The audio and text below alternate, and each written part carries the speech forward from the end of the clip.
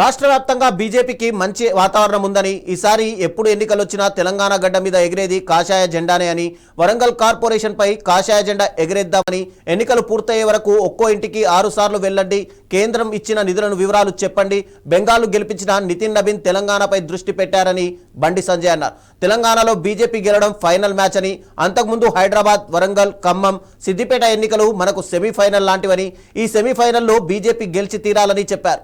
Warangal corporation కూడా గెలిపించుకుందాం, నరేంద్ర మోడీ నితిన్ నబీన్ కు gift ఇద్దామంటూ Bandi Sanjay ఆవేశంగా మాట్లాడారు.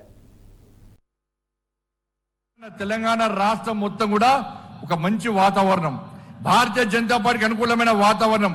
చాలా మంది కార్యకర్తలు అనుకుంటారు ఇది ఎప్పటించో చెప్తున్నాం, ఈసారి ధారణ ఈసారి 2028లో ఎప్పుడు ఎన్నికలు వచ్చినా తెలంగాణ రాష్ట్రంలో ఎగిరేది కాషాయపు జెండా, కమలపు జెండా కాదని అన్న విషయాన్ని, కాషాయపు జెండా, కమలపు జెండా మాత్రమే ఈ తెలంగాణ గడ్డ మీద ఎగురుతున్న విషయాన్ని ఒక్కసారి గుర్తుంచుకోండి. ఇలా కేంద్ర నాయకత్వానికి నమ్మకం ఉందన్న విశ్వాసం ఉంది. ఇలా వరంగల్ జిల్లా, ఈ ఓరుగల్ జిల్లా భారతీయ జనతా పార్టీ గడ్డన అనేక మంది కార్యకర్తలు చచ్చిపోయారండి నక్సల చేతిలో.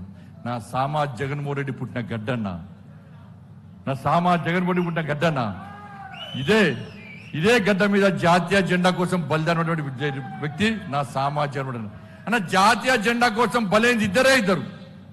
సరిహద్దులో జవాన్ అయితే ఈ సరిహద్దు లోపల నా సామా జగన్మోహన్ రెడ్డి అన్న.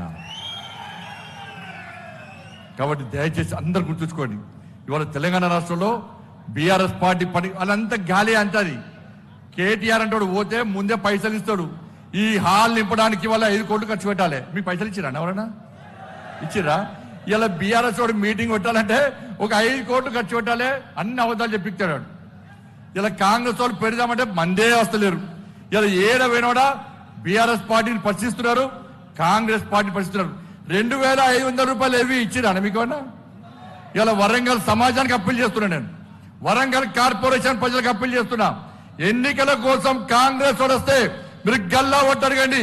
2500 రూపాయలు మహిళలకు ఇస్తాను ఎవ్వి అడగండి. 4000 రూపాయలు మా తాతమ్మకి ఇస్తాను ఎవ్వి అని అడగండి. 4000 రూపాయలు నిరుద్యోగ వృద్ధి ఇస్తాను ఏవి అని అడగండి. నిరుద్యోగుల ఉద్యోగాలు ఇస్తాను ఎవ్వి అని అడగండి. ఇలా 12000 రూపాయలు ఇస్తాన్నారు ఎవ్వి అని అడగండి.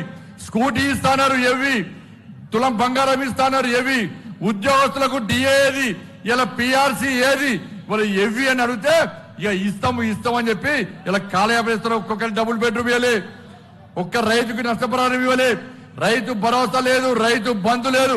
వాళ్ళ అన్నిట్లో మోసం చేసేటువంటి